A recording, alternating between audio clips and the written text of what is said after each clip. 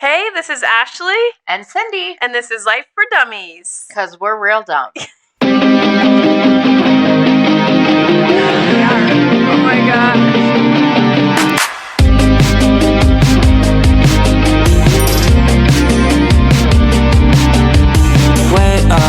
What are we talking about today, Cindy? I thought we should talk about the disease of addiction. Oh, that's really Yeah. smart. I don't know Yeah. if we've really talked about that yet. No, so the disease of addiction is not like the disease of a specific substance, right? It's the disease of the obsession and compulsion that happens in the brain. Does that make sense? Yes, to me, of course. However, it took me years to understand.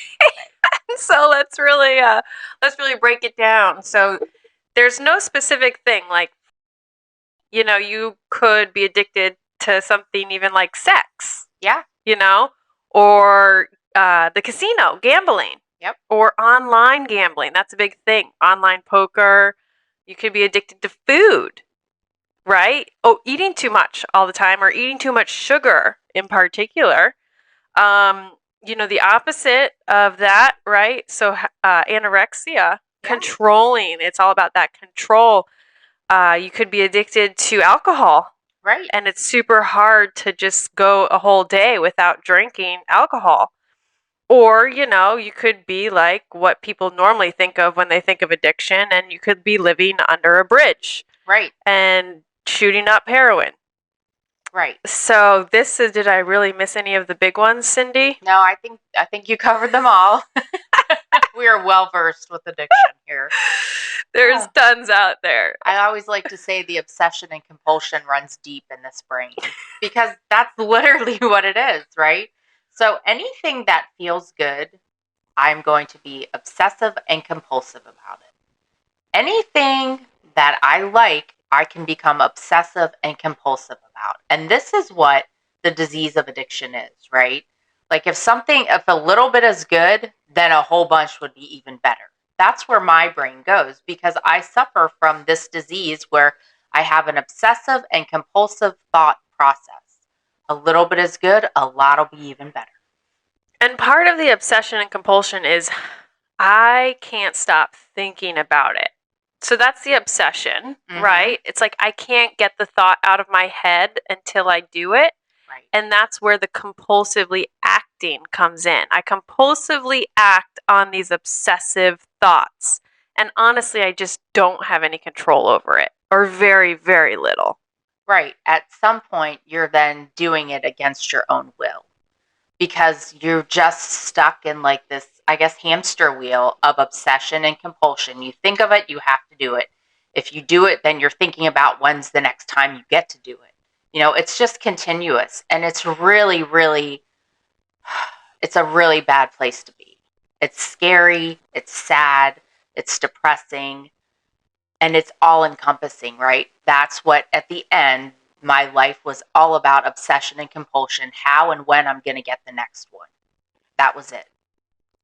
And what I'm thinking of right now is part of it was truly believing I could control people, places, and things.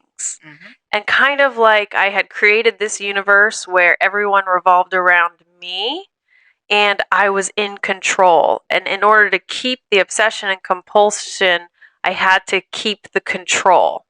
Yeah, so it's all very intertwined, right? It's like this web that I have weaved, and it's just obsession, compulsion, thought, acting out. It's all of it. The control issue. It's all intertwined, and I can't have one without the other. That's just my experience. When I'm obsessing and compulsing over certain things, behaviors, it all stems to what am I trying to control? And usually I was trying to control how I was feeling, right? I didn't want to feel my feelings. If I can just control the way I'm feeling by putting a substance in my body, then it'll all be okay. Because at one point in time, I really thought my feelings would kill me. Man, that's so powerful, feelings, because I'm thinking of social media right now. I don't know where this thought came from, but how like a lot of the times people like to check out on social media or obsessively follow some love interest who they are not really engaging with in real life, and are just kind of like allowing that obsession to take control of their mind. And it's so horrible, really. And I'm thinking about it, I'm feeling all angst again because it's like, I really don't like this part of the addiction. Yeah, I saw a meme one time and it said, every time you think about looking at your phone or scrolling on Facebook or Instagram or whatever you're looking at and you don't touch it, that's what addiction is like. And it really is, because that's what these things have become. They have become an addiction for some people, looking and scrolling and stalking others and, doing your best FBI work on Facebook, whatever you're doing. Every time you think about looking at it and then you can't look at it and you're obsessing about when you get to look at it, that's what addiction is. That's powerful. And then being able to turn off the notifications, being able to check out and walk away with that peace without the obsessive thoughts anymore controlling, thinking about what's happening, like what's going on that I need to find out on social media about, what are these other people into right now, who are they hanging out with. But when I have that actual peace and I don't have to compulsively act, that's recovery. Absolutely. The peace within, that's recovery. And I always say that every time I went and got high or did whatever I did, it was because I was looking for some peace and serenity, right? I just wanted those voices in my head to stop. I wanted the thoughts to stop. I wanted all of it to just go away and have some peace and quiet for a moment. And it worked really great until it didn't. And if you're anything like me, it doesn't work that long. And sooner or later, when I start doing those things, there's no peace, there's no serenity. It's more chatter in my brain about, when am I going to get more? How am I going to get it? The obsession and compulsion comes right back. It's never enough.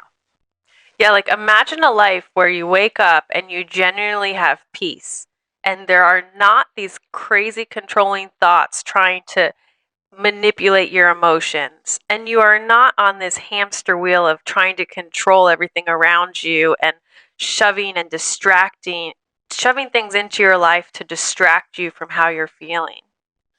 That's what we get to live every day. We actually have that. We wake up and there is peace.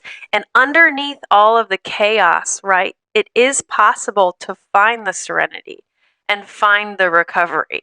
It's just through hanging out with Cindy and I and practicing these principles that we talk about for a new way of life. And a new way of life is possible. Ashley and I are living proof. It wasn't easy, it wasn't painless. It's been a lot of things along the way. But the end result is that it's a beautiful, happy, peaceful life. We're happy, joyous, and free today. How many people get to say that? Me. Me. Two right here. So let us be your two best friends and help you get here. Yes. Join our membership and join our team. Invest in yourself because we have already invested in you. We want what is best for you. We want you to be happy and free. We love you guys.